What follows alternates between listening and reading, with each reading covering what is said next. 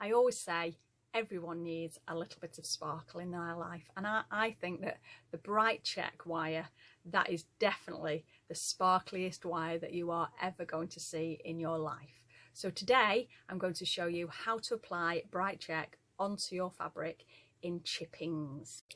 So we've got our first 2 rows on our little Jap heart, and we've got our first row using the translucent thread, and we've got our second row using a stranded cotton in a darker purple.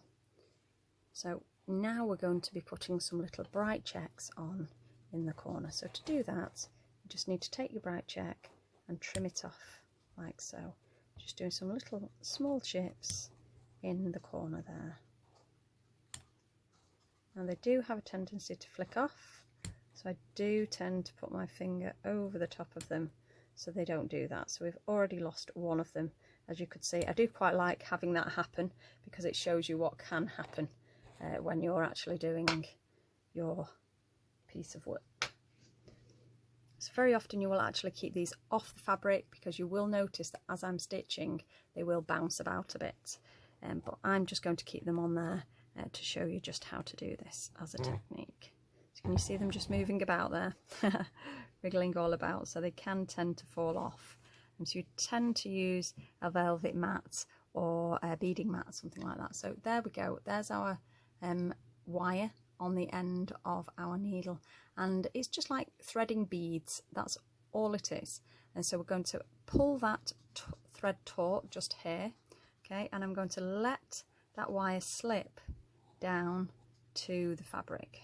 Okay, I'll then push it along to make sure it's right at the end of that thread there, and then I will poke it down into the material at the end, and that way you don't get any thread showing at the end of the needle. Now it's quite good with this technique to actually use a malure. This is my malure here, and I'm just going to hold that thread tight while I take it down to the fabric, and that means it doesn't catch on any of the threads that you've already stitched down. Obviously this one's our first, but it also won't catch on the wire that you are actually couching, that you are beading down. And so again, I'm just going to let that drop to the material just there. Okay, I'm going to hold that in place, push it along, and we're doing random here. So we're not doing any particular design, we're just doing random stitches. I'm just going to hold that with my malure there, take it down to the fabric like that. Okay, so I'm going to do one just a bit of a funny angle just here. I'm just going to put a few in that corner just for added delight and sparkle. So that one's just dropped down. Sometimes they drop down really easily, other times they just need that little bit of help. So I'm just going to pop that down there, take my thread. This is quite a short thread, so sometimes you are using much longer threads, and you therefore it is much easier to be using the malure because there's more thread to potentially catch against the gold work. Bright check is a little bit like Velcro, it can catch on anything, so you have got to be really careful with it.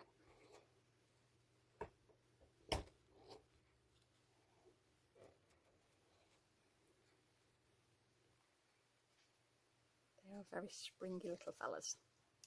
So I'm just going to take that down to the fabric just there.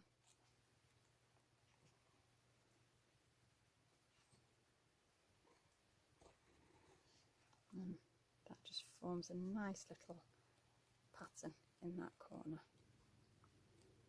I'm just going to finish that off with the last one. Scoop that up on my needle, let it drop down, keep that taut, let it drop to the fabric, and then see where you want to go with that needle, just there. Hold it with your malure while you pull your thread through and down to the fabric like that. So there we go, that's how to apply bright check, and we've got these nice little chips there on the design.